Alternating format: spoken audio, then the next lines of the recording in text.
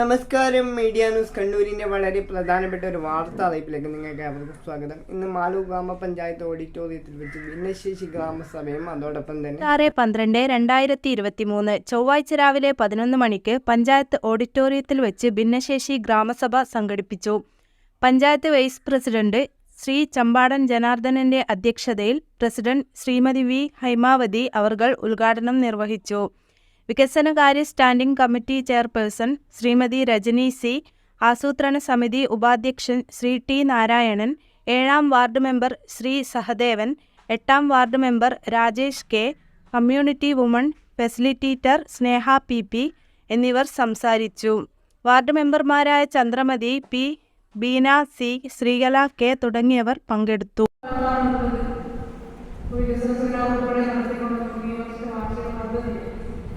ഈ മാസം ജനുവരി 12 നമുക്ക് വാർഷിക പദ്ധതി അംഗീകാരം നേടിക്കാറായിട്ടുണ്ട്. പദ്മാവനം പൊതുതാമസങ്ങൾ 1-ാം തീയതി മുതൽ ആരംഭിക്കുകയാണ്. അതിനുള്ളിലാണ് കേരളത്തിലുള്ള സ്പെഷ്യലായിട്ടുള്ള താമസങ്ങൾ വിളിച്ചു ചേർത്തുകൊണ്ട് പ്രത്യേകമായിട്ടുള്ള ആൾക്കാർക്കുള്ള പരിഗണന വെച്ചുകൊണ്ട് നിങ്ങളുടെ ആവശ്യങ്ങൾ പ്രത്യേകമായ രീതിയിൽ കണ്ടെത്തി അതിനനുസരിച്ചുള്ള പദ്ധതി നമുക്ക് രൂപീകരിക്കാൻ വേണ്ടി ഉള്ള ശ്രമം നടത്തേണ്ടത്. അപ്പോൾ കാർഷിക പദ്ധതിയുമായി ബന്ധപ്പെട്ടുകൊണ്ട് കാർഷിക മേഖലയും അതുപോലെ മറ്റ് വ്യാവസായിക മേഖലയും പൊതുവായിട്ടുള്ള കാര്യങ്ങളെല്ലാം തന്നെ നല്ല രീതിയിൽ മുന്നോട്ട് പോകുന്ന ഗ്രാമപഞ്ചായത്തുണ്ട് എന്നുള്ളതാണ്. ഒരുപാട് വിഷയങ്ങൾ നമുക്ക് ഇതുമായി ബന്ധപ്പെട്ടുകൊണ്ട് പരിഹരിക്കാൻ വേണ്ടിയിട്ടാണ്. ഭിന്നശേഷിയുമായി ബന്ധപ്പെട്ടുകൊണ്ട് ഭിന്നശേഷി കലോത്സവം കഴിഞ്ഞ കാർഷിക പദ്ധതിയിൽ ഉൾപ്പെടുത്തി നമ്മൾ നടത്തിയിട്ടുണ്ട്. കഴിഞ്ഞ ദിവസം വളരെ ഗംഭീരമായി നോക്കാവുന്ന പരിപാടി നടപ്പിലാക്കാൻ വേണ്ടിയിട്ടുണ്ട്. കുട്ടികളുടെ പരിപാടികൾ ഞങ്ങൾക്ക് ഉൾപ്പെടുത്തി ഞങ്ങളുടെയൊക്കെ പരിപാടികളിൽ ഉൾപ്പെടുത്തി അവരുടെ കലാവാസനകളെ പ്രോത്സാഹിപ്പിക്കുന്ന തരത്തിലേക്ക് അത് മാറിയിരിക്കുന്നതാണ്. അപ്പോൾ നല്ല നിലയിൽ അതിനകത്ത് ഒരു പങ്കാളിത്തം ഉണ്ടാക്കിയെടുക്കാനും അവരുടെ പ്രകടനം നമുക്ക് മറ്റുള്ളവരിലേക്ക് പ്രദർശിപ്പിച്ചു കൊടുക്കാനും വേണ്ടി കഴിഞ്ഞിട്ടുണ്ട്. ഒരുപാട് കലാകാരന്മാർ ഉണ്ട്. മുന്നിലിരിക്കുന്ന കുട്ടി എന്തൊരു തരത്തിലുള്ള നല്ല രീതിയിലുള്ള പാട്ടുപടത്തെ കലോത്സവത്തിൽ അവതരിപ്പിച്ചിട്ട് അവരുടെ നൃത്തങ്ങൾ, അവരുടെ കവിതകൾ, അവരുടെ ചിത്രം, അങ്ങനെയൊക്കെ കഴിഞ്ഞ ദിവസം ഒരു നാളിനകത്ത് വെച്ച് ഭിന്നശേഷി കലോത്സവവുമായി ബന്ധപ്പെട്ടുകൊണ്ട് നമുക്ക് നടന്നതിനെ നടപ്പിലാക്കാൻ വേണ്ടി കഴിഞ്ഞിരിക്കുന്നുണ്ട്. അപ്പോൾ മുച്ചക്രമാണ് എന്നുള്ളൊരു പദ്ധതി നമ്മൾ കഴിഞ്ഞ തവണ ഒരാളും നൽകിയിരുന്നു. അത്തരത്തിലുള്ള അപേക്ഷ കഴിഞ്ഞിട്ടുണ്ടെങ്കിൽ അത്തരത്തിലുള്ള നിർദ്ദേശങ്ങൾ നമുക്ക് മുന്നോട്ട് വെക്കാം. അതോടൊപ്പം പൊതുവായി സംരംഭങ്ങൾ തുടങ്ങാൻ ആവശ്യമായിട്ടുള്ള സംവിധാനത്തിലേക്ക് പോകണമെങ്കിൽ ആ തരത്തിൽ നമുക്ക് നിർദ്ദേശങ്ങൾ ഇവിടെ സൂചിപ്പിക്കാം.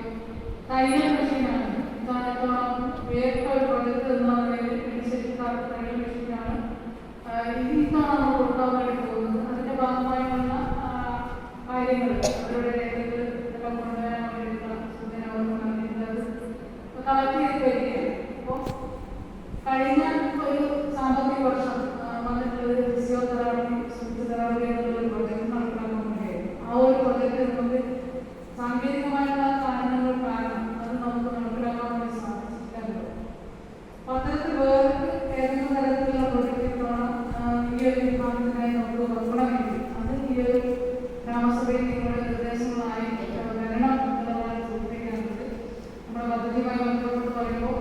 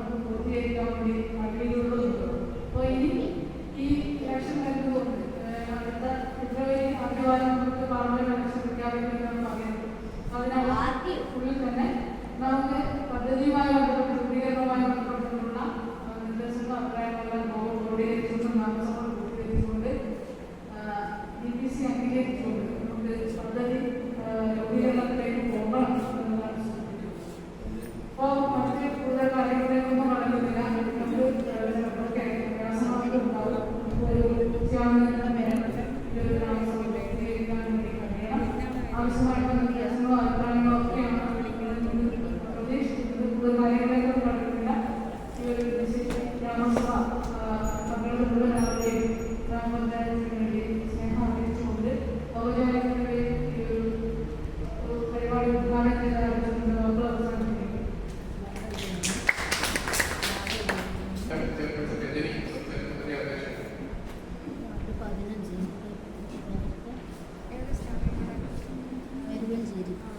ബഹുമാനപ്പെട്ട അധ്യക്ഷൻ വൈസ് പ്രസിഡന്റ് ശ്രീ ഗ്രാമസഭ ഉദ്ഘാടനത്തിലുള്ള ബഹുമാനപ്പെട്ട പ്രസിഡന്റ് അതുപോലെ തന്നെ വാർഡ് മെമ്പർമാരായിട്ടുള്ള പതിമൂന്നാം വാർഡ് മെമ്പർ രാജേഷ്, ആസൂത്രണ സമിതി ഉപാധ്യക്ഷൻ പി നാരായണൻ, അതുപോലെ തന്നെ നമ്മുടെ പ്രിയപ്പെട്ട ഗ്രാമസഭ അംഗങ്ങളെ, നമ്മുടെ ഈ പ്രത്യേക ഗ്രാമസഭ അംഗത്തിന്റെ ഉദ്ദേശ ലക്ഷ്യങ്ങളെല്ലാം പ്രസിഡന്റ് ഇവിടെ സൂചിപ്പിച്ച് പറഞ്ഞിട്ടുണ്ട്. നമ്മുടെ 2024-25 വാർഷിക പദ്ധതി രൂപീകരണത്തിന് മുമ്പായി ഇത്തരം സ്പെഷ്യൽ ഗ്രാമസഭകൾ വിളിച്ചു ചേർക്കുന്നു. അതിൽ നിന്നും വന്ന ചർച്ചകളും അതോടൊപ്പം തന്നെ നമ്മുടെ വർക്കിംഗ് ഗ്രൂപ്പിൽ നിന്നും വന്നിട്ടുള്ള ചർച്ചകളെല്ലാം അപ്പോൾ നമ്മുടെ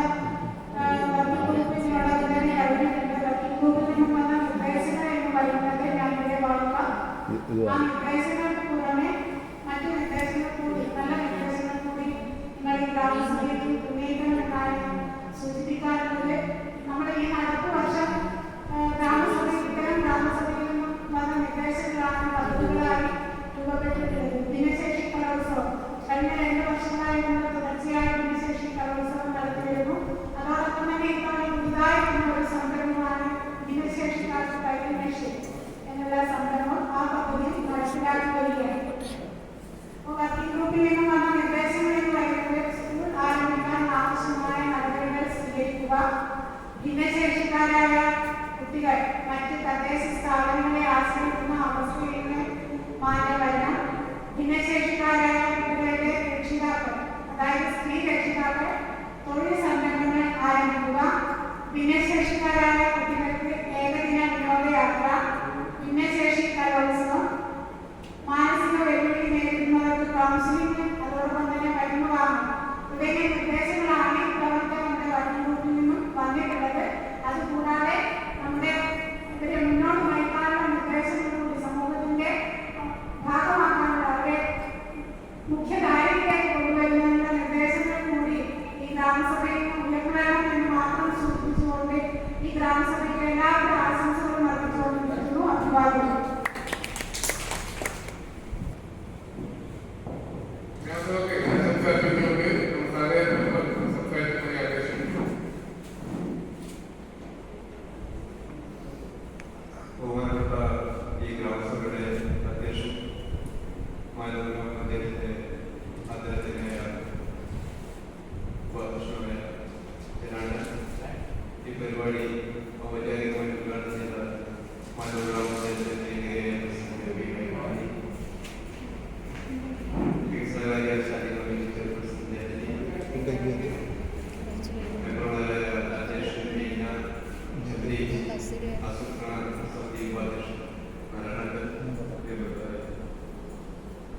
ഈ ഗ്രാമസഭയിൽ ഉരുത്തിരിയുന്ന കാര്യങ്ങളായിരുന്നു നമ്മുടെ 2024-25 സാമ്പത്തിക വർഷത്തിൽ പദ്ധതികൾ ഉൾപ്പെടുത്തിക്കൊണ്ട് ഭിന്നശേഷിക്കാർക്കുള്ള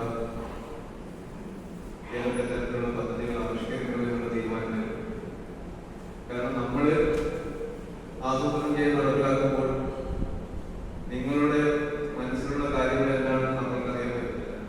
അതുകൊണ്ട് നിങ്ങൾ തന്നെ ഈ ഒരു യോഗത്തിൽ പങ്കെടുത്തുകൊണ്ട് നിങ്ങളുടെ ആവശ്യങ്ങൾ നിങ്ങൾ തന്നെ ഏറ്റവും നന്നായി അറിയാൻ പറ്റുക. കാരണം പല ആൾക്കാരും പലതരത്തിലുള്ള കഴിവുള്ള ആൾക്കാരാണ്. സ്വന്തമായി ഒരു വരുമാനം ഉണ്ടാക്കാനുള്ള മാർഗങ്ങൾ നിങ്ങളുടെ മനസ്സിലുണ്ടാവും. അപ്പൊ നിങ്ങളുടെ മനസ്സിലുള്ള ആ ചിന്താഗതികൾ മനസ്സിലാക്കുന്നതൊന്നും നമ്മൾക്ക് കഴിയാതെ, അതിനുവേണ്ടിയാണ് ഈ ഒരു ഗ്രാമസഭ 2024-25 സാമ്പത്തിക വർഷത്തിന് ശേഷം ഗ്രാമസഭ മലൂർ ഗ്രാമപഞ്ചായത്തിൽ നടന്നുകൊണ്ടിരിക്കുന്നത്.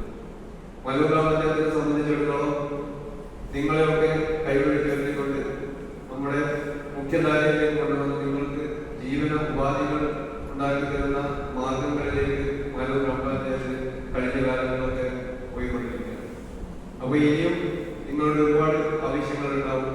അത് നമ്മൾക്ക് കണ്ടറിയാൻ പറ്റിയില്ലെങ്കിൽ നിങ്ങൾ അത് ലഭിച്ചു കഴിഞ്ഞാൽ അത്തരത്തിലുള്ള പദ്ധതികളുമായി മാനവ ഗ്രാമപഞ്ചായത്ത് മുന്നോട്ട് പോകാൻ നിങ്ങളുടെ ജീവിത നിലവാരം ഉയർത്തുന്നു, നിങ്ങളുടെ സാമൂഹിക സാംസ്കാരിക പരമായിട്ടുള്ള എല്ലാ മുന്നേറ്റത്തിനും നിങ്ങളോടൊപ്പം മാനവ ഗ്രാമപഞ്ചായത്ത് എന്നും ഉണ്ടാകും എന്ന് മാത്രം ആശംസിച്ചുകൊണ്ട് ഞാൻ വാക്കുകൊടുക്കുന്നു. നന്ദി, നമസ്കാരം.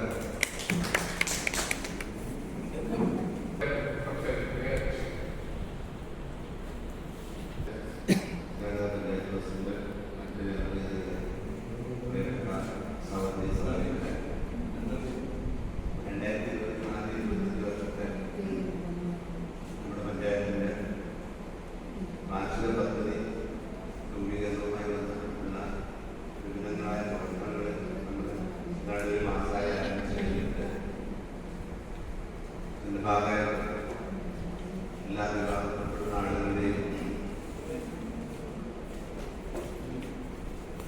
ഗ്രാമസഭകൾ പ്രത്യേകം വിളിച്ചു ചേർത്ത് ആ വിഭാഗങ്ങൾക്ക് മാത്രമായി ആവശ്യമുള്ള കുറേ വികസന ക്ഷേമ പ്രവർത്തനങ്ങൾ ഉണ്ടാകും. അത്തരം ആളുകളിൽ നിന്ന് നേരിട്ട് അവരുടെ ആവശ്യങ്ങളും പരാതികൾ സ്വീകരിക്കുകയും അതോടൊപ്പം പഞ്ചായത്തിലെ ആകെ ജനങ്ങളെ സംഘടിപ്പിച്ചുകൊണ്ട് നടത്തുന്ന ഗ്രാമസഭയുടെ മുന്നിൽ അഭിപ്രായങ്ങൾ ക്രോഡീകരിച്ചുകൊണ്ടാണ് നമ്മൾ ഒരുപാട് പേരിലാണ് അറിയപ്പെടുന്നത്. അതുകൊണ്ടാണ് ഈ ജനകീയ ആസൂത്രണം പറയുന്നത്. നേരത്തെ ആണെങ്കിൽ ഭിന്നശേഷിക്കാരായിട്ടുള്ള ആളുകളായാലും വയോജനങ്ങളായാലും സ്ത്രീകളായാലും കുട്ടികളായാലും പൊതുസമൂഹമായാലും അവരുടെ എല്ലാം വികസനത്തിൽ നിന്ന് തോന്നുന്ന കുറേ കാര്യങ്ങളിൽ ഭരണാധികാരികളും നിർവഹണ ഉദ്യോഗസ്ഥരായിട്ടുള്ള ആളുകളും ചേർന്ന് ഉണ്ടാക്കി നടപ്പിലാക്കുന്ന നിലയായിരുന്നു നമ്മുടെ നാട്ടിലുണ്ടായിരുന്നത്. അതിൽ നിന്ന് മാറ്റം വന്നാണ് ജനകീയ ആസൂത്രണം എന്ന പേര് വന്നത്. ജനകീയ ആസൂത്രണം എന്ന് പറഞ്ഞാൽ ഭരണസമിതി ഉദ്യോഗസ്ഥന്മാർ മാത്രം ആസൂത്രണ പ്രക്രിയ നടത്തുകയല്ല. ആരൊക്കെയാണോ ആലൂർ പഞ്ചായത്തിലെ ഗുണഭോക്താക്കളായിട്ടുള്ള നിലവാരം അവരുടെ എല്ലാം പങ്കാളിത്തത്തോടു കൂടി, അവരുടെ എല്ലാ അഭിപ്രായത്തോടു കൂടി, അവരുടെ എല്ലാ അംഗീകാരത്തോടു കൂടി ഒരു വർഷക്കാലം നമ്മൾ നടത്തുന്ന വികസന പ്രവർത്തനങ്ങളും പദ്ധതി പ്രവർത്തനങ്ങളും ക്ഷേമ പ്രവർത്തനങ്ങളും ക്രോഡീകരിക്കുകയും അത് വാർഷിക പദ്ധതിയായി അംഗീകരിക്കുകയും ചെയ്തുകൊണ്ട് നാടിന്റെ വികസന പ്രവർത്തനം നടത്തുക. അതാണ് ജനകീയ ആസൂത്രണം നമ്മൾ ഉദ്ദേശിച്ചത്. പൂർണ്ണമായ ജനങ്ങളുടെ സപ്പോർട്ടാണ്.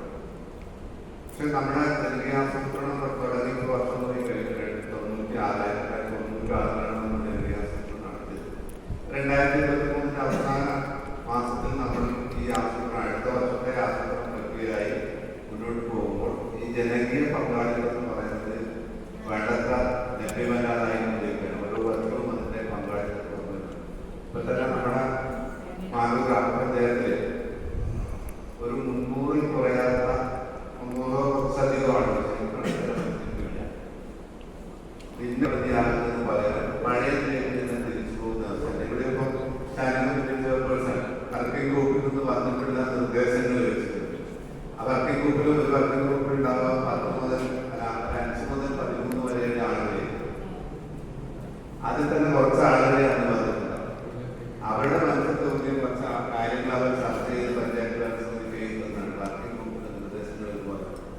ആ പറഞ്ഞ നിർദ്ദേശങ്ങളൊന്നും ആയിരിക്കില്ല ഈ മാനൂർ പഞ്ചായത്തിലെ 300 വരുന്ന ഭിന്നശേഷിക്കാരായിട്ടുള്ള ജനവിഭാഗം അനുഭവിക്കുന്ന നിങ്ങൾക്ക് ഒട്ടേറെ പ്രശ്നങ്ങളുണ്ടാവും. ആ പ്രശ്നങ്ങളൊന്നും ഇതിൽ വന്നിട്ടില്ല. നിങ്ങൾ പറയുന്നത്ര, നിങ്ങൾക്ക് അറിയുന്നത്ര ഒരു വർക്കിംഗ് ഗ്രൂപ്പിന്റെ കണ്ടിന്നും പറയില്ലായിരിക്കും, ഒരു ഉദ്യോഗസ്ഥനും അറിയില്ലായിരിക്കും, ഒരു മെമ്പർക്കും അറിയില്ലായിരിക്കും ഈ വിഭാഗത്തിന്റെ പ്രശ്നം. അതെ, ഇപ്പോഴും ഇതിലല്ലോ കിട്ടത് ഞങ്ങളെ പോലുള്ള സാമൂഹ്യ പ്രവർത്തകർ, രാഷ്ട്രീയ പ്രവർത്തകർ, ജനപ്രതിനിധികൾ അവർക്കൊക്കെ പുറമെ നിന്നിട്ടുള്ള അവരുടെ അനുഭവം മാത്രമേ നമ്മുടെ നാട്ടിലെ വികലാംഗരായിട്ടുള്ള ഭിന്നശേഷിക്കാരായിട്ടുള്ള അവരുടെ കുടുംബങ്ങളും അതിന്റെ ഭാഗമായിട്ട് അനുഭവിക്കുന്ന പ്രയാസങ്ങളൊക്കെ അതിനൊക്കെ എത്രയോ ഇരട്ടി നേരിട്ട് അനുഭവിക്കുന്നവരാണ് നിങ്ങൾ. അപ്പൊ നിങ്ങൾക്കാണ് നിങ്ങളുടെ വിഷയങ്ങൾ എന്തൊക്കെയാണ് നിങ്ങളുടെ പ്രശ്നങ്ങൾ എന്ന് ഈ ഭരണസമിതിയുടെ മുമ്പിൽ ഈ നാട്ടിലെ ജനങ്ങളുടെ മുമ്പിൽ പറയാൻ സാധിക്കും. അതിനുവേണ്ടിയാണ് ഇത്തരം ഗ്രാമസഭകൾ നമ്മൾ വിളിച്ചത്. പക്ഷെ അതിൽ പങ്കെടുക്കാൻ നമുക്ക് സമയമില്ല, അല്ലെങ്കിൽ എന്തോ സന്നദ്ധതയില്ലാത്ത ഒരു അവസ്ഥയാണ്. നമുക്കാണെങ്കിൽ എല്ലാം വേണം. ഇപ്പം മന്ത്രിസഭയുടെ ഭാഗമായി നവകേരള സദസ്സൊക്കെ നടന്നപ്പോൾ അതിൽ ഒരു പെൺകുട്ടി വന്നിട്ട് മുഖ്യമന്ത്രി നേരിട്ട് കണ്ടു പറഞ്ഞത് അവരുടെ ആവശ്യമില്ല, കേരളത്തിന് ഭിന്നശേഷി സൗഹൃദമാക്കി മാറ്റണം എന്നാണ്. അതാണ് അവരുടെ ആവശ്യം. അതിന്റെ ഭിന്നശേഷി സൗഹൃദം എന്ന് പറഞ്ഞാൽ വിവിധങ്ങളായ കാരണങ്ങളാൽ അവശത അനുഭവിക്കുന്ന ജനവിഭാഗം അവർ ഇടപെടുന്ന മേഖലയിലെല്ലാം അവരുടെ ശാരീരികമോ മാനസികമോ ആയ അവശതകൾ, ആ അവശതകൾ ലഘൂകരിക്കുന്ന തരത്തിലാക്കി നമ്മുടെ പൊതുവിടങ്ങൾ മാറ്റണമെന്നാണ് ഇതിന്റെ അർത്ഥം. ഒരു ഓഫീസിൽ നിന്ന് പോയാൽ ഓഫീസിലേക്ക് കയറി ചെല്ലാൻ ചേർന്നോ അല്ലെങ്കിൽ വഴിയുടെയോ ഒക്കെ സഹായത്തോടുകൂടി കയറി ചെല്ലുന്ന ഒരു ആൾക്ക് ആ ഓഫീസിലേക്ക് സുഖമായി കടന്നു പോകാൻ ആവശ്യമായ വഴി ഉണ്ടാക്കണം. അല്ലെങ്കിൽ ഒരു ഭിന്നശേഷിക്കാരായിട്ടുള്ള ഒരാൾ ഓഫീസിൽ പോയാൽ അവർക്ക് മറ്റുള്ള ഒരാൾ ഗവൺമെന്റ് ഓഫീസിൽ പോയാൽ നമുക്കറിയാം, നമ്മുടെ ഗവൺമെന്റ് ഓഫീസിൽ നിന്നും മിക്ക ഓഫീസിലും പോയാൽ ഓരോ ആവശ്യക്കാരോട് ഇരിക്കാൻ പറയാനോ ഇരിക്കുകയോ ചെയ്യുന്ന സംവിധാനങ്ങളെല്ലാം വളരെ അപൂർവമായിട്ട് മാത്രമേ, അത് വലിയ പരാതി ജനത്തില്ല. പക്ഷെ ഭിന്നശേഷിക്കാരായിട്ടുള്ള ഒരാളുകൾ ഓഫീസിൽ പോയാൽ അവർക്ക് ആ ഓഫീസിൽ അത് ചെയ്ത് കിട്ടുന്നത് വരെ നിൽക്കാനുള്ള പ്രയാസം ഉണ്ടാവും. അപ്പൊ അവർ അവിടെ ചെന്നാൽ അവർക്ക് അവിടെ ഇരിക്കാൻ ആവശ്യമായ സൗകര്യം ഉണ്ടാകണം, അവർക്ക് വേഗത്തിൽ അത് ചെയ്ത് കിട്ടുന്ന സൗകര്യം ഉണ്ടാകണം, അവർക്ക് ദാഹിക്കുന്നതിന് വെള്ളം കിട്ടുന്ന സൗകര്യം ഉണ്ടാകണം, അവർക്ക് അത്യാവശ്യം ഈ ഗ്രാമ്യ ഭരണ സംവിധാനത്തിന്റെ ഭാഗമായിട്ട് സ്റ്റാമ്പോ മറ്റു കാര്യങ്ങളോ ഫയലുകളോ ഒക്കെ വേണമെന്ന് വരുമ്പോൾ അത് ആ ഓഫീസിൽ തന്നെ കിട്ടുന്ന സംവിധാനം ഉണ്ടാകണം. ഇങ്ങനെ തുടങ്ങി അവശത അനുഭവിക്കുന്ന ആളുകൾക്കെല്ലാം എല്ലാം കിട്ടുന്നല്ല, വേഗത്തിൽ ചെയ്ത് കിട്ടുന്ന ഒരാൾ. അതാണ് ഭിന്നശേഷി സൗഹൃദമായിട്ടുള്ള ഒരു പഞ്ചായത്തോ അല്ലെങ്കിൽ ഒരു ജില്ലയോ ഒരു സംസ്ഥാനം എന്നുകൊണ്ട് ഉദ്ദേശിച്ചത്. ഇപ്പൊ ഗവൺമെന്റ് മുഖ്യമന്ത്രി അവർക്ക് കൊടുത്ത മറുപടി കേരളം 80% ഭിന്നശേഷി സൗഹൃദമായി മാറിയിട്ടുണ്ട്. പരിപൂർണമാക്കി മാറ്റാനുള്ള എല്ലാ ശ്രമങ്ങളും അതിലേക്ക് നടത്തുന്നു. അപ്പൊ നമ്മൾ ഇങ്ങനെ ഗ്രാമസഭയിൽ വന്നിട്ട് നമ്മൾ പറയുന്നത് നമ്മുടെ പഞ്ചായത്തും നിങ്ങൾ ഈ പഞ്ചായത്തിൽ ഇടപെടുന്ന ഓഫീസുകളും മറ്റു സൗകര്യങ്ങളും ഒക്കെ ഈ ഭിന്നശേഷി സൗഹൃദമാണ്. അല്ലെങ്കിൽ ആ ഭിന്നശേഷി സൗഹൃദമായി മാറാൻ എന്തൊക്കെയാണ് നിങ്ങൾക്ക് നിർദ്ദേശമായി തരാനുള്ളത് എന്ന് പറയുമ്പോഴാണ് അത് നമ്മൾ കേൾക്കുകയും അത് രേഖപ്പെടുത്തുകയും പദ്ധതി ഉണ്ടാകും, പണം ആവശ്യമുള്ളതാക്കി പണം ഉപയോഗിച്ചുകൊണ്ട് നടത്താൻ പദ്ധതി ഉണ്ടാക്കുകയും ചെയ്യുന്നത് അങ്ങനെയാണ്. അതിനാണ് നിങ്ങളെല്ലാം വിളിക്കുന്നത്. അല്ലെങ്കിൽ നമുക്ക് ഈ വർക്കിംഗ് ബുക്ക് വന്ന നിർദ്ദേശവും വെച്ച് നമ്മുടെ ഒരു അനുഭവം വെച്ച് കുറച്ച് പൈസ 10% കൊടുക്കാം ഭിന്നശേഷിക്കാരായ ആളുകൾക്ക് അവരുടെ വേണ്ടി മാറ്റി നോക്കണമെന്ന് പറഞ്ഞാൽ ഇങ്ങനെ കുറെ പദ്ധതികൾ നമ്മൾ തയ്യാറാക്കി അംഗീകാരമാവും. പക്ഷെ ആ പദ്ധതി ഒരു പക്ഷേ നിർവഹണ ഘട്ടത്തിലേക്ക് വരുമ്പോൾ നിങ്ങളുടെ വീടുകളിലോ നിങ്ങളുടെ കുടുംബത്തിലോ പെട്ട ഈ ഭിന്നശേഷിക്കാരായ ആളുകൾക്ക് ഒരു ഗുണം ചെയ്യുന്നതായിരിക്കില്ല. അത് നമ്മൾ കുറ്റമാണ് കയറില്ല, അങ്ങനത്തെ ഗുണം വരില്ല കിട്ടുന്നത്. നമ്മുടെ ഒരു അനുഭവത്തിന്റെ അടിസ്ഥാനത്തിൽ ഉണ്ടാക്കുന്നതാണ് പദ്ധതി. നിങ്ങളുടെ അനുഭവത്തിൽ നിങ്ങൾ പറഞ്ഞുണ്ടാക്കിയ പദ്ധതിയല്ല. അപ്പൊ നിങ്ങളുടെ അനുഭവത്തിൽ നിങ്ങൾ പറഞ്ഞുണ്ടാക്കുന്ന പദ്ധതി ആകുമ്പോൾ തീർച്ചയായിട്ടും നിങ്ങൾക്ക് ഗുണകരമായിട്ട്. അതിനാണ് ഗ്രാമസഭ. അങ്ങനെ എല്ലാത്തിന്റെയും കുട്ടികളുടെ ഗ്രാമസഭ എന്ന കുട്ടികളുടെ ആവശ്യങ്ങൾ പറയാൻ കുട്ടികൾ തന്നെ വരണം. അവർക്കാണ് അവരുടെ ആവശ്യങ്ങൾ അറിയാം. വയോജനങ്ങളുടെ ആവശ്യങ്ങൾ പറയാൻ വയോജനങ്ങൾ തന്നെ വന്ന് പറയണം. അവർക്കാണ് ഞങ്ങളെക്കാൾ നിങ്ങളെക്കാൾ അതറിയാൻ പറ്റും. സ്ത്രീകളുടെ പ്രശ്നങ്ങൾ അവരുടെ ആവശ്യങ്ങൾ പറയാൻ സ്ത്രീകളാണ് സ്ത്രീകളുടെ ഗ്രാമസഭ വിളിക്കുന്നു, വയോജനങ്ങളുടെ ആവശ്യം വിളിക്കുന്നു, കുട്ടികളുടെ ഗ്രാമസഭ വിളിക്കുന്നു. പട്ടികജാതി പട്ടികവർഗത്തില് നൂറ്റാണ്ടുകളായി നമ്മുടെ സമൂഹത്തില് തരം താഴ്ത്തപ്പെട്ടുള്ളവരാണ് നമ്മുടെ നാട്ടിൽ. അതൊക്കെ പട്ടികജാതി പട്ടികവർഗം എന്നൊക്കെ പറയുന്ന വിഭാഗത്തിൽപ്പെട്ട ആളുകൾ.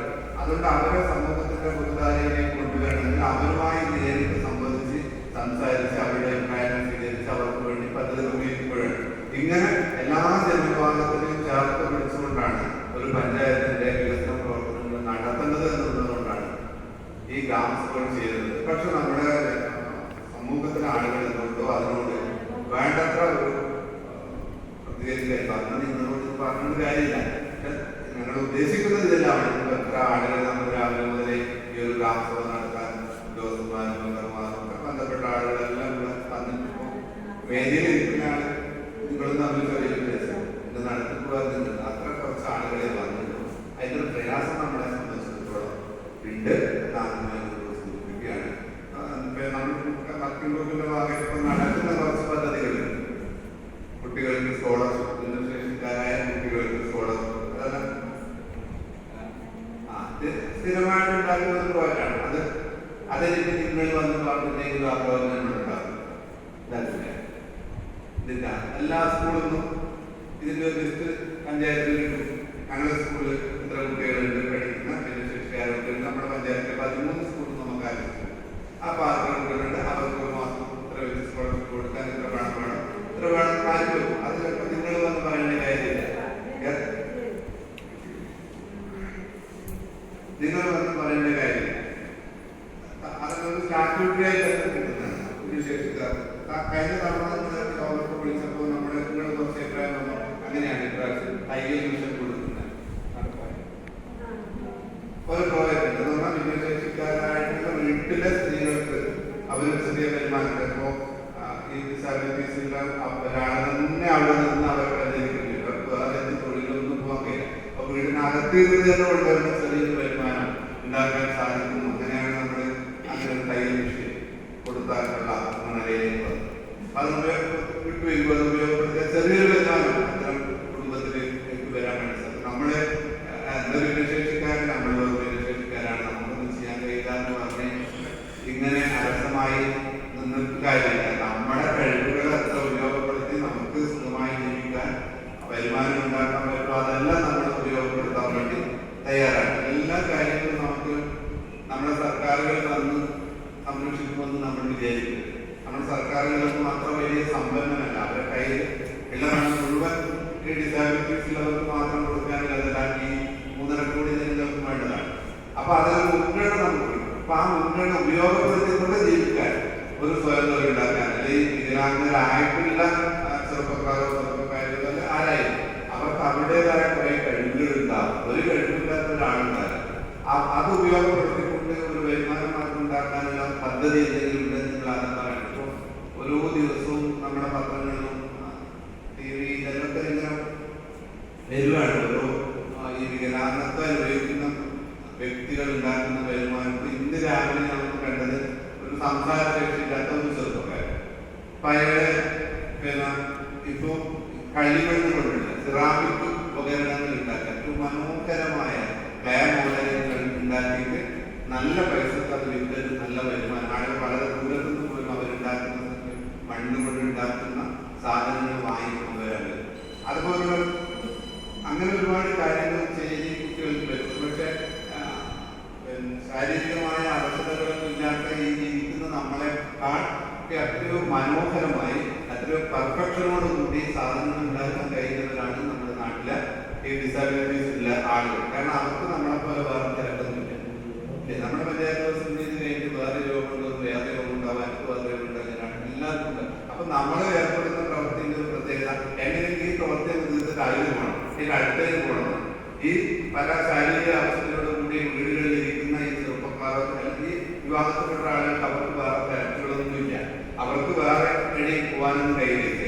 അപ്പൊ അവരെ അവസ്ഥ അവരതിനൊന്നുമില്ല. അപ്പൊ അവർക്ക് കിട്ടുന്ന സമയം, അവരെടുക്കുന്ന ജോലി അവർ നല്ല പെർഫെക്ഷനോടുകൂടി നല്ല പൂർണ്ണതയോടുകൂടി ചെയ്തു.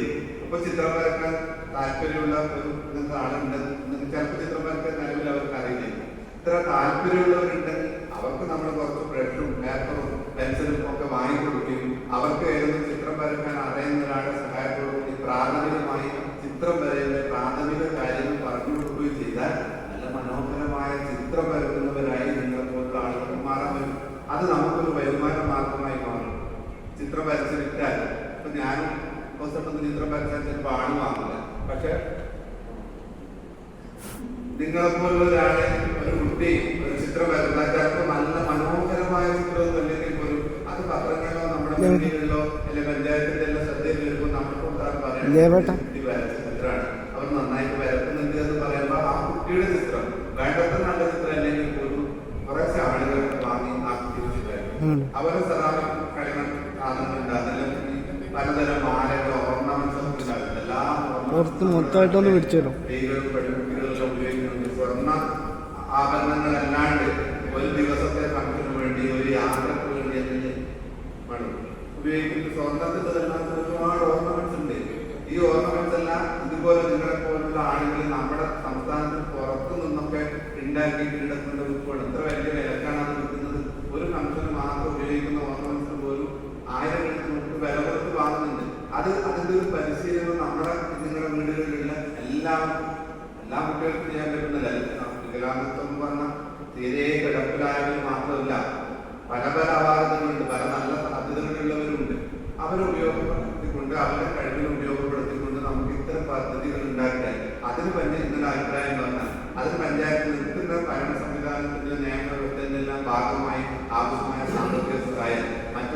വർക്കുകൾ ചെയ്യാൻ കഴിഞ്ഞാൽ കുറച്ച് ആളുകൾ അതിന് വരുമാനമായി കിട്ടും. നമ്മളെപ്പോഴും ഈ 1000-1500 രൂപയുടെ വികലാംഗ പെൻഷനോ അല്ലെങ്കിൽ മറ്റെന്തെങ്കിലും റേഷൻ കാർഡിൽ കിട്ടുന്ന ആനുകൂല്യങ്ങളോ കൊണ്ട് സംതൃപ്തമായിട്ട് അവരുടെ ജീവിതകാലം മുഴുവൻ അവർക്ക് ജീവിക്കാൻ സാധിക്കും. അപ്പൊ അവർക്ക് അവരുടെ അവശേഷിക്കുന്ന അവസാനത്തെ കഴിവും അവരുടെ ജീവിത നിലവാരം ഉയർത്തുന്നതിന് വേണ്ടി ഉപയോഗപ്പെടുത്താൻ സാധിക്കും. അങ്ങനെ സാധിക്കണമെങ്കിൽ നമ്മൾ അതിനാവശ്യമായ പ്രോത്സാഹനം നൽകണം.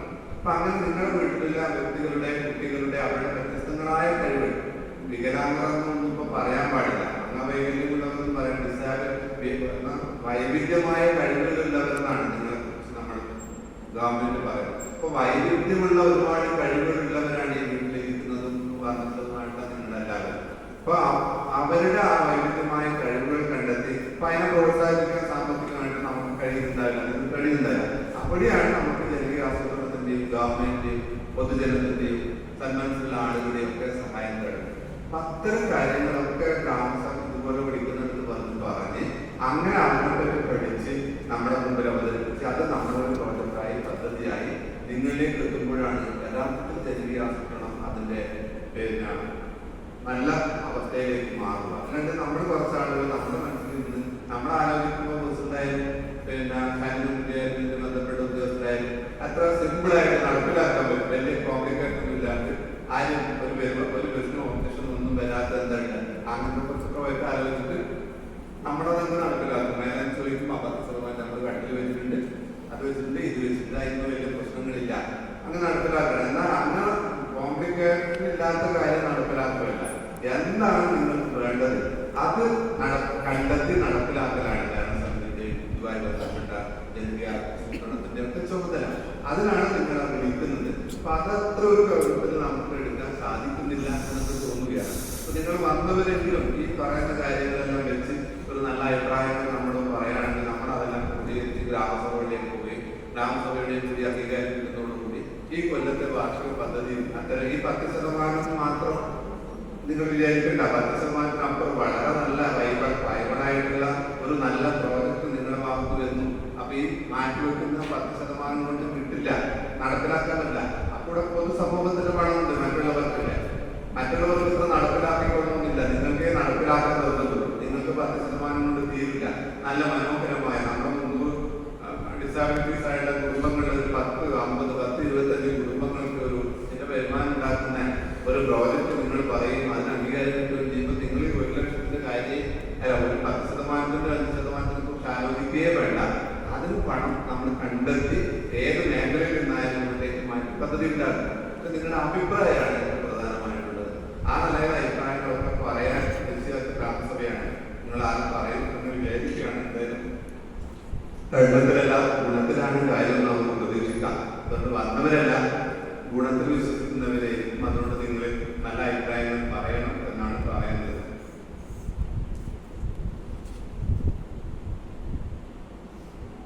ഭിന്നശേഷിക്കാരായ കുട്ടികൾ മറ്റു തദ്ദേശ സ്ഥാപനങ്ങളെ ആശ്രയിക്കുന്ന അവസ്ഥയിൽ മാറ്റം വരണമെന്ന് പറഞ്ഞത്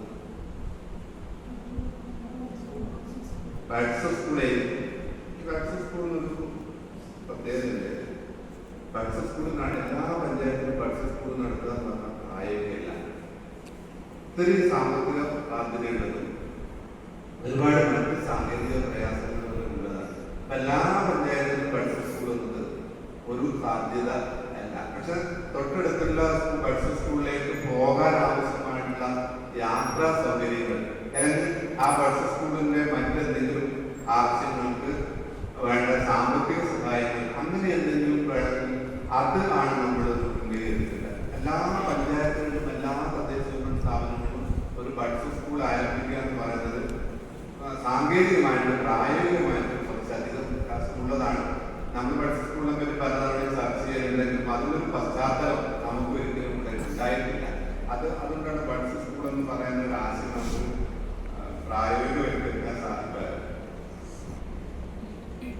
ഭിന്നശേഷിക്കാരായ കുട്ടികളുടെ രക്ഷിതാക്കൾക്ക് സ്ത്രീ രക്ഷിതാക്കൾക്ക് തൊഴിൽ സംരംഭങ്ങൾ ആരംഭിക്കാൻ സ്ത്രീകളില്ലാത്ത ഭിന്നശേഷിക്കാരായ കുട്ടികളോ ഈ കുട്ടികളുടെ നമ്മൾ ഈ കുട്ടികൾ നമ്മൾ അങ്ങനെ പറഞ്ഞു കുട്ടികൾ പഞ്ചായത്തുകളിലെ കുട്ടികളെന്ന് പറയണ്ട, കുട്ടികളുണ്ട്, മുതിർന്നവരുണ്ട്, അല്ലേ, എത്ര വയോജനങ്ങളുണ്ട്, അവരൊക്കെ ഉണ്ട്.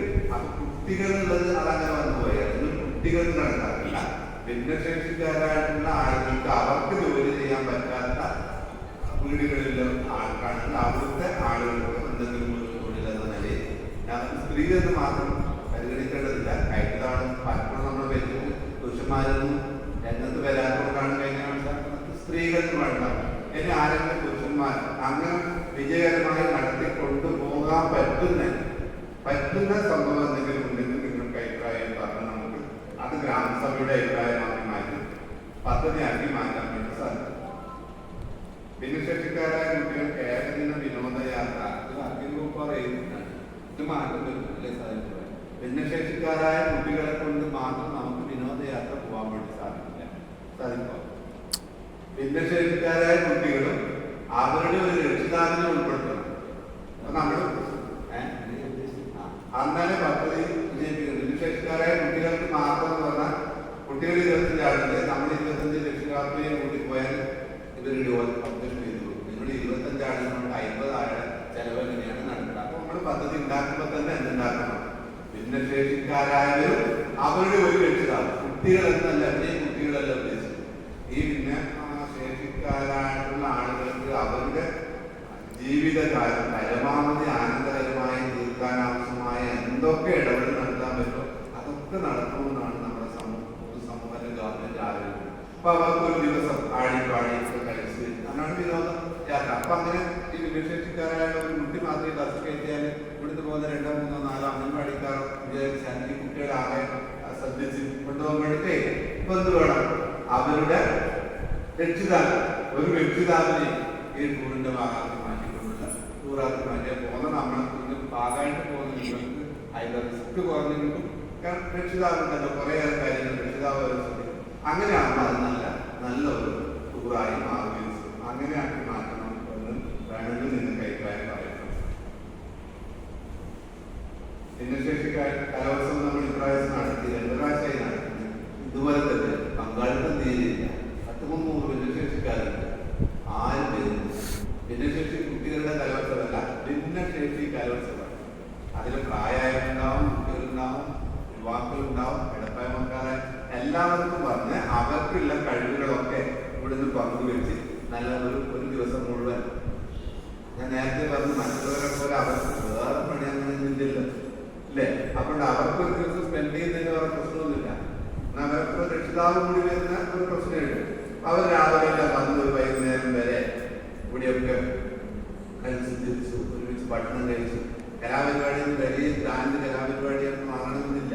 അവർക്ക് അറിയുന്ന കുറേയൊക്കെ ഇപ്പൊ വന്ന കുട്ടികളൊക്കെ അവതരിപ്പിക്കുന്ന നല്ല മനോഹരമായ പരിപാടികളായിരുന്നു. അപ്പൊ ആ നിലയിൽ ഭിന്നശേഷി കലോത്സവം ഇത്തവണയുടെ ഭാഗമായി വന്നിട്ടുണ്ട്. അതൊക്കെ അതിന്റെ അർത്ഥത്തിൽ വിജയിപ്പിക്കാൻ ആവശ്യമായ ഒരു ചർച്ചയൊക്കെ മാനസിക വെല്ലുവിളികൾ നേരിടുന്നവർക്ക് കൗൺസിലിംഗ് എന്ന് പറയുന്ന ഒരു കാര്യത്തിൽ നമ്മൾ പറയുന്നുണ്ട്. ഭിന്നശേഷി എന്ന് പറഞ്ഞാൽ മാനസികമായിട്ടുള്ള പ്രയാസം അനുഭവിക്കുന്നതും ഇത്തരം ഭിന്നശേഷി വിവാദപ്പെടുന്നത് അത്ര ആളുകൾ നമ്മുടെ പഞ്ചായത്ത് ഉണ്ടെങ്കിൽ അവരെ വിളിച്ചു വരുത്തി അവർക്ക് കുറെ നിർദ്ദേശങ്ങളും കാര്യങ്ങളും അതിനകത്ത് കൗൺസിലിംഗ് എന്ന് പറയാം. നിങ്ങൾ അങ്ങനെ ചെയ്യണം, ഇങ്ങനെ ചെയ്യണം, ഇങ്ങനെ ചെയ്യണം, ഇത്രയാണ് തെളിയിക്കണം. അതിന് കുറച്ചുകൂടി മനഃശാസ്ത്രപരമായിട്ടും ആളുകളെ കയ്യിലാണ്. മനഃശാസ്ത്രപരമായിട്ട് അതിന് കഴിയുമ്പോൾ ചിലപ്പോ ചെറിയ എന്തെങ്കിലും ഒരു നേരിയ ഒരു പ്രശ്നം ഉണ്ടെങ്കിൽ അവർ ചില മാനസിക അസ്വാസ്ഥ്യം കാണിക്കുന്നുണ്ടാവും. അതിന് ഈ കൗൺസിലറായിട്ട് ആളുകൾ അവരുമായിട്ട് ഇടപെടുമ്പോൾ എന്താണ് നമുക്ക് ബോധ്യമാവും. ചെറിയൊരു ട്രീറ്റ്മെന്റ് ചിലപ്പോൾ മരുന്ന് കഴിക്കില്ല, ചിലപ്പോൾ മരുന്നൊന്നും കഴിക്കുകയില്ല. ഒന്ന് പൊതുജനത്തിനിടയിൽ അതിന് പോയി പരിപാടികളെല്ലാം പോയാൽ അവർ നല്ല മനുഷ്യരാകുന്നില്ല. അത്തരം ആളുകൾ അപ്പൊ അത്തരം വികലാംഗപരമായിട്ടുള്ള ആവശ്യത്തിലുള്ള ആളുകളെ കണ്ടെത്തി നമുക്ക് അവർക്ക് ഇത്തരം കാര്യങ്ങൾ ചെയ്തു. നേരത്തെ ഞാൻ 1-2 വീട്ടിൽ പാലിയേറ്റീവ് പ്രവർത്തനത്തിന്റെ ഭാഗമായിട്ട് പോയപ്പോൾ തിരെ കിടക്കുന്ന ആളുകൾക്ക് എഴുന്നേൽക്കുന്ന മൂത്രവും അതെല്ലാം കിടക്കയിൽ തന്നെ എല്ലാ ദിവസവും ചെയ്യും. അത്തരം ആളുകൾ ഇപ്പൊ അതിന്റെ അമ്മമാരെല്ലാം രജിസ്ട്രേഷൻ ചെയ്ത് ദിവസവും വലിയ പൈസ ശരിക്കറിയില്ല, വലിയ പൈസ കൊടുത്ത് ആ പാഡ് വാങ്ങി അത് കെട്ടി കൊടുക്കുന്ന രീതിയാണ്.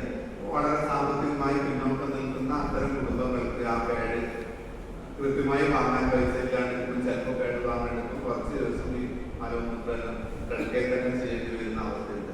അപ്പൊ അത്തരം ആളുകൾ ഉണ്ടെങ്കിൽ നിങ്ങൾ അങ്ങനെ അഭിപ്രായം പറഞ്ഞാൽ അത്തരം പാഡുകളൊക്കെ വാങ്ങി കൊടുക്കാൻ ആവശ്യമായിട്ട് നമുക്കിതിന്റെ ഭാഗമായിട്ട് ചെയ്യാൻ വേണ്ടി സാധിക്കും. ഇത്തരം കാര്യങ്ങൾ എന്തൊക്കെയാണോ നിങ്ങളുടെ ആവശ്യം നമ്മൾ പറയാൻ നോക്കണ്ട. പണം നമ്മുടെ കയ്യിൽ കുറവാണ്. ആ പറയുന്ന ആവശ്യത്തിൽ ഏറ്റവും പ്രധാനപ്പെട്ട ആവശ്യങ്ങൾ നമുക്ക് ഇക്കൊല്ലം ഉപയോഗിക്കാൻ വേണ്ടി സാധിക്കും. അപ്പൊ എന്തൊക്കെ ആവശ്യങ്ങളാണ് ഇതുമായി ബന്ധപ്പെട്ട് നിങ്ങളുടെ മുമ്പിൽ ഉള്ളത്, അതൊക്കെ ഈ ഗ്രാമസഭയുടെ ഭാഗമായി ചർച്ച. ഈ ഗ്രാമസഭയിൽ പ്രസംഗവും അധ്യക്ഷനും ആശംസയും എന്നെ സത്യം നല്ല വിഷയം. നിങ്ങളുടെ അഭിപ്രായങ്ങൾ പറയാനാണ് ഈ ഗ്രാമസഭയിലെ പ്രധാന അജണ്ട. അതുകൊണ്ട് നിങ്ങൾ നല്ല വിലപ്പെട്ട അഭിപ്രായങ്ങൾ ഇതിന്റെ ഭാഗമായി പറഞ്ഞ് കഴിയുമ്പോഴാണ് നമ്മൾ ഈ ഗ്രാമസഭ പൂർത്തിയാക്കുക. തന്നവരും ആ അഭിപ്രായങ്ങളെല്ലാം കേൾക്കുകയും കൊണ്ടുപോവുകയും ചെയ്യാം. പറയുന്ന അഭിപ്രായങ്ങളൊക്കെ തുറന്നു വിടുകയും ചെയ്യാം.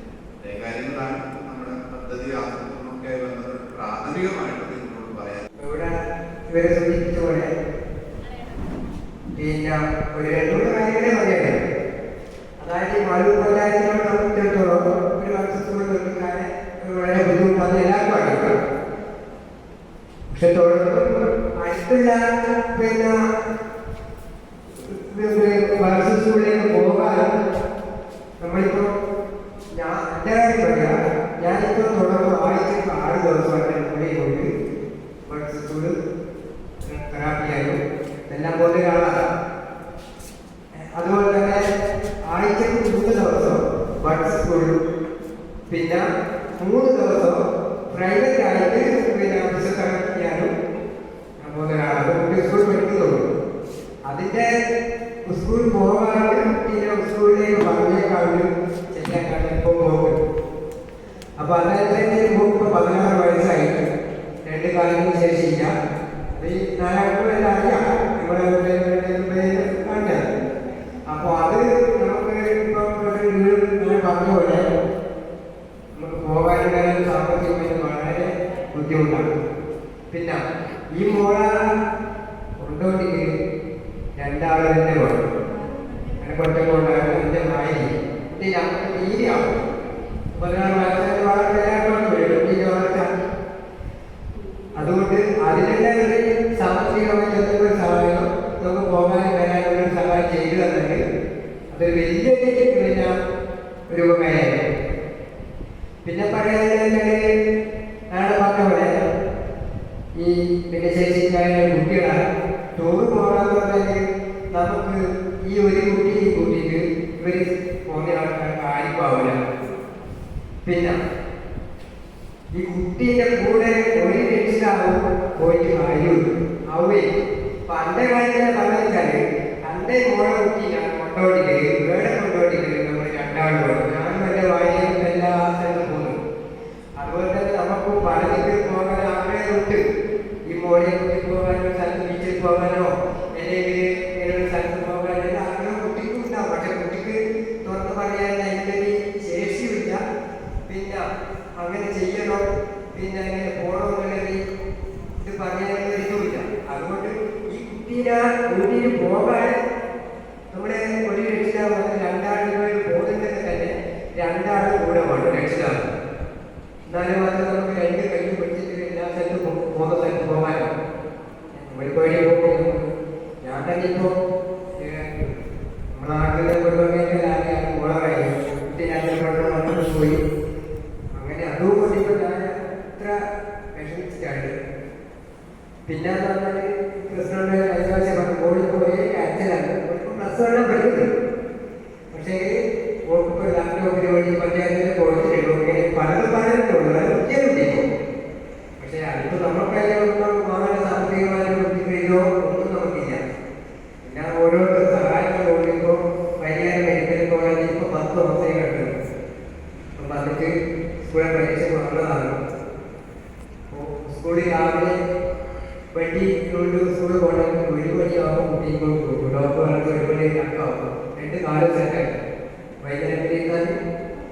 അതുകൊണ്ട് രാവിലെ 8 മണിക്ക് പോകണമെങ്കിൽ 1 മണിക്ക് കുട്ടി ഇങ്ങോട്ട് പോകണം. ആഴ്ച നമ്മുടെ ഹൈസ്കൂളിൽ ഇങ്ങനെ രാത്രിയിലാണ് നമ്മളൊക്കെ ഇങ്ങനെ ജീവിക്കും. ഇപ്പോൾ പരമാവധി ഞാൻ പറയുന്നത് പ്രസിഡന്റോട് പറഞ്ഞാൽ നമുക്ക് കഴിഞ്ഞിട്ട് പരമാവധി നമുക്ക് സാമ്പത്തികമായി സഹായിച്ചാൽ കൂടുതൽ ഇപ്പോൾ ബസ് സ്കൂളാക്കി ഇവിടെ കൊണ്ടാക്കാനോ അല്ലെങ്കിൽ നമുക്ക് അറിയാം വിമാനത്തിൽ ആവില്ല. എല്ലാ സ്ഥലത്തും ബസ് സ്കൂളിൽ എടുക്കാനോ ആവില്ല. ബസ് സ്കൂളിൽ പോകുന്നത് 20 പോകും. ആഴ്ചക്ക് 6 ദിവസം കൊടുക്കും. പക്ഷെ ആഴ്ചക്ക് 6